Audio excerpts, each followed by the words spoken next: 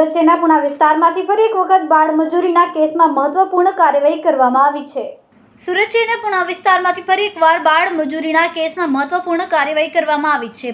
Puna police સ્ટેશનની ટીમે ખુફિયા માહિતીના આધારે રેડ ચલાવીને શ્રમમાં ફસાયેલ સગીર બાળકોને મુક્ત કરાવ્યા. પુણા વિસ્તારમાં કેટલાક કિસ્સામાં સગીર વયના બાળકો પાસેથી લાંબા સમય સુધી મજૂરી કરાવતા હતા. બાળકોને યોગ્ય ભથ્થો આપ્યા વિના વધુ કલાકો સુધી કામ કરવામાં આવતું હતું અને તેમના હકોનું ઉલ્લંઘન થતું હતું. પુણા પોલીસે વ્યવસ્થિત યોજના પ્રમાણે ઓપરેશન ચલાવી અને સ્થળ પર તાત્કાલિક રેડ કરી. આ દરમિયાન કુલ 6 સગીર બાળકોને મજૂરીના ચુંગાલમાંથી મુક્ત કરાવ્યા છે.